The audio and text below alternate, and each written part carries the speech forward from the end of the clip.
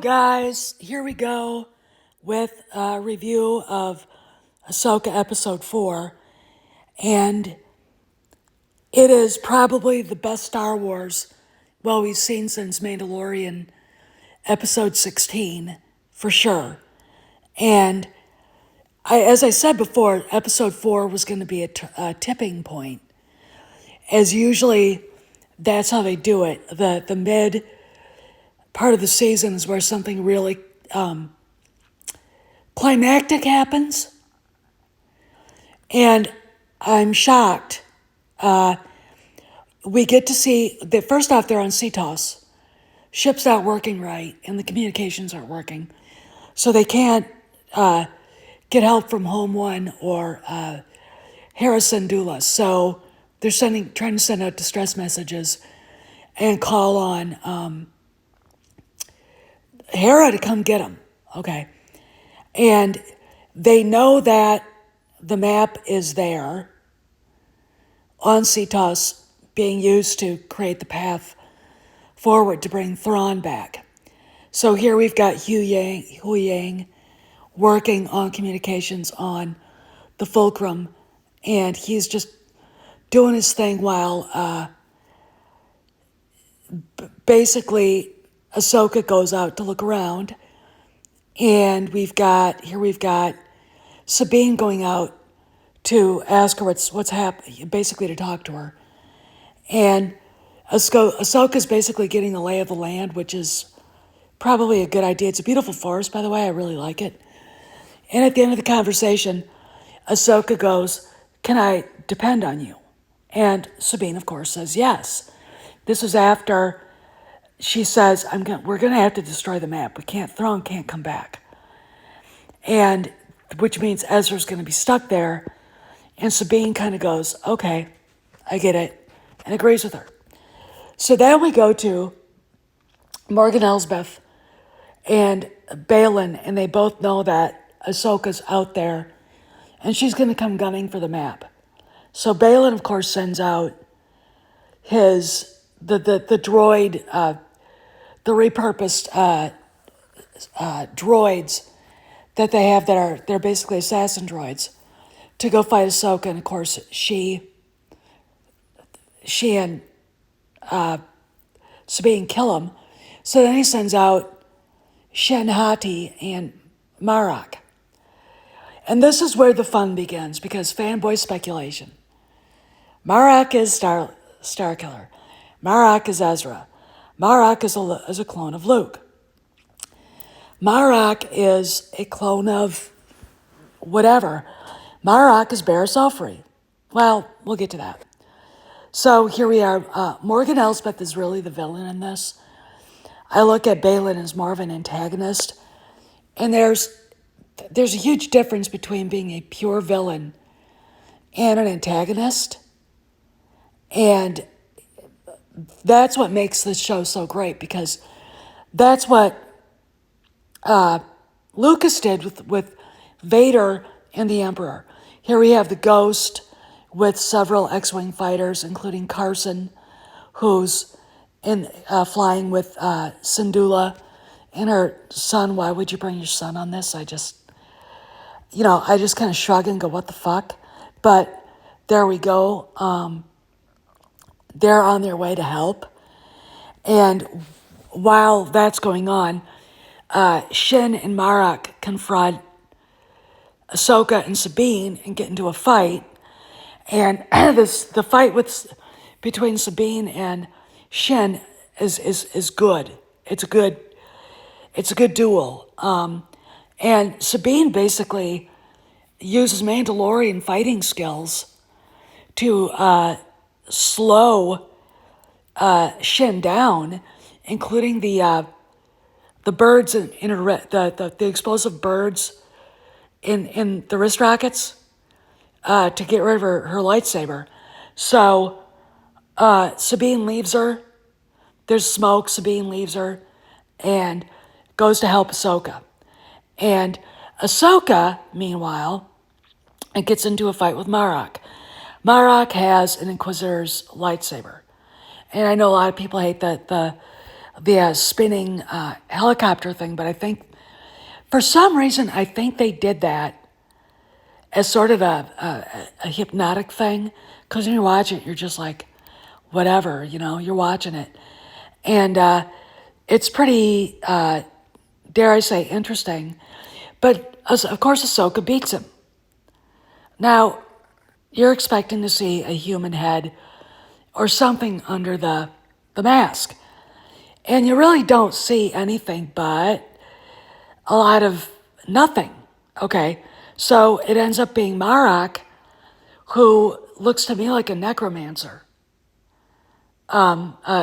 Basically, an ambulatory corpse, almost like a vampire. After Ahsoka kills him, he just explodes into ash. So there goes, he's Ezra. There goes the theory that he's Star Killer, etc., etc., etc. And I gotta say, that made me laugh out loud. But just wait, the show gets even better. You thunder against me? You have done that yourself.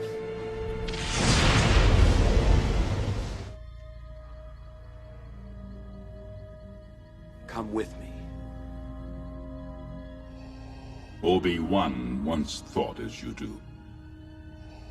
You don't know the power of the dark side. I must obey my master. I will not turn, and you'll be forced to kill me. If that is your destiny. People like Shin a lot.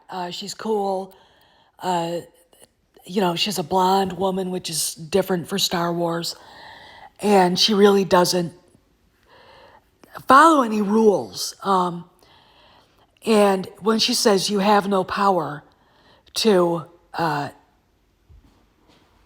Sabine, after Sabine tries to use the Force to hit her, and then Sabine then used the singing birds, whatever they're called, to drive her off, and to make her drop her lightsaber. It's pretty powerful. I mean, this is where you realize Shin is not a pushover. Okay, this is where you realize that she's a complete fucking badass. So then we get Ahsoka trying to get to the map and getting into a fight with Baylan. And this is again a comment on the status of The Last Jedi. Ahsoka's a great fighter, but she still gets her ass kicked because, look, Ray Stevenson is over 6 feet tall. He probably weighs close to 200 pounds, which means he's about 4, 5, 6 times stronger than she is, and he's got more stamina. Okay, that's just what that is. This is a hell of a lightsaber battle. But let me say this while we're talking about this. When they hit the jump to light speed, it is a comment on the stupid fucking Holdo maneuver. Fuck you, Pablo Hidalgo. Basically, what happens is the Ghost gets tossed around, Carson's ship gets saved, but they lose a couple of X-Wings, and that's it. It basically downgrades the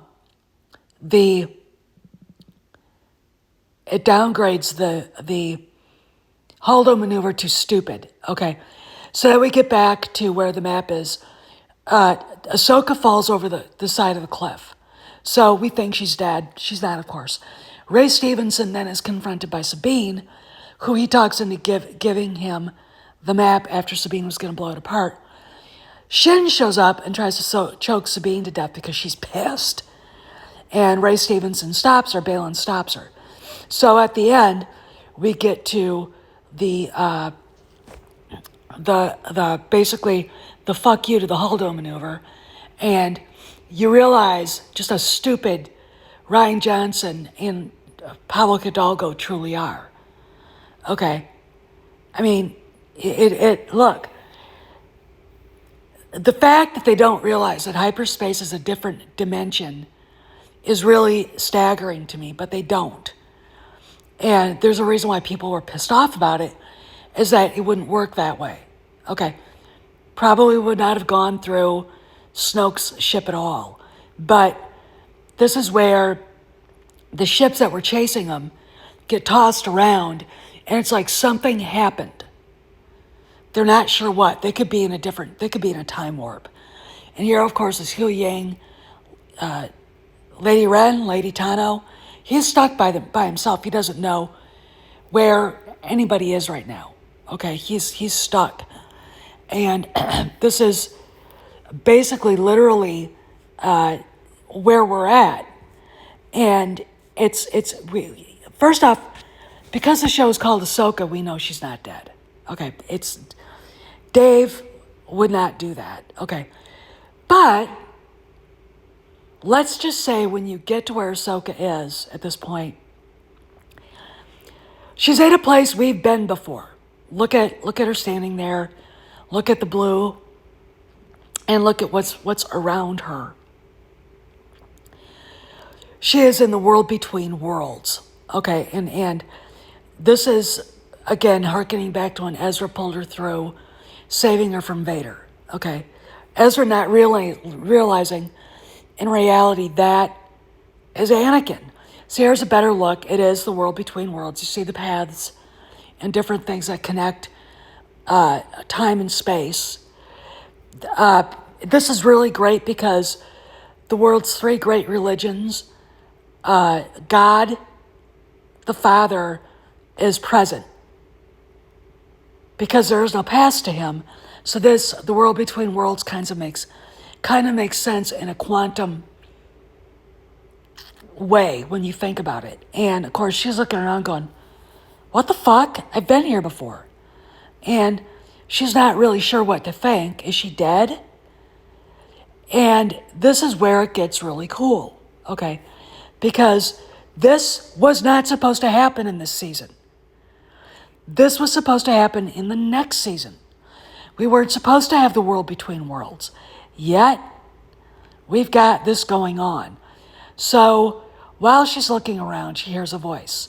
Because remember, in the Rebels World Between Worlds, you heard Obi-Wan, you heard Yoda, you heard Anakin, you heard other Jedi speaking, you heard Qui-Gon Jinn, and Ezra was like, you heard Kanan? And Ezra, of course, wants to save Kanan because that's what a Jedi wants to do, and he can't. Okay, he can't. So here we are with her hearing Anakin's voice, and she turns around, and there he is, wearing Clone Wars armor, no scar on his face, so he didn't get into the fight with Asajj Ventress. At least that's where we think he got the scar. Okay, he's standing there with no scar, and he is definitely, by the look of him, a Force ghost. Okay, he's not. He's a soul. Okay, so Ahsoka's looking at him like, Master? And he's basically, well, I didn't think I'd see you here this soon. And this is kind of where we left off. Now, Black Pills are going, oh my God, it's cliffhanger. Look, when you hear some fat fuck mocking this, they're not Star Wars fans. Okay? Anakin Skywalker as a Force ghost talking to Ahsoka in the world between worlds. Okay? He is not present in the way she is. Okay? She's still, I think, what I would say in her own dimension, but she's not. She's in a different dimension. And Anakin greets her. Now what happens? They're in the world between worlds. You have Anakin Skywalker here. What are they going to do? Okay, and this is where the sequel trilogy gets divided off into its own timeline. Because look around him. Okay, there are different... Look, there are people out there that believe there are different universes. And that all of us in different universes have different things happen to us. There are different timelines. Okay, there are different timelines depending on the choices you make. You ever see the movie Sliding Doors? Okay, that is a comment on this. Okay, and that is kind of a comment on what you see around Anakin and what's going on. So Dave Filoni has put Ahsoka in a place where she and Anakin, hopefully they'll drag Luke into the issue. And she and Anakin and Luke can figure out what to do to fix what's broken. Okay, it might not happen this season, but we have the World Between Worlds now. And this is what we've been looking for since fucking Rise of Palpatine. Okay, guys, this is brilliant shit. Okay, and this has George Lucas all over it. All right, because this harkens back not only to that Rebels episode, but if you frog leap into the Mortis arc and Yoda's adventures following Qui-Gon Jinn to learn the secrets of eternity to become an eternal soul. All right, this is where this stuff started. Okay, so this is George Lucas shit. Don't listen to the black pills. What they're doing is they're doing hate clicks to make money. That's all they can do now. They're desperate to make you miserable because they need money. All right, maybe they can't afford the rent, mortgage, gas prices are what they are, whatever. But if you haven't watched these 4 episodes, watch them. Okay, and there's some stuff that happens in episode 1 I might do a video on. Anyway, guys, this is great stuff. Episode 4 was literally the best Star Wars I've seen in a long, long time. It's fantastic. This is Steph signing out. I'll see you around the galaxy.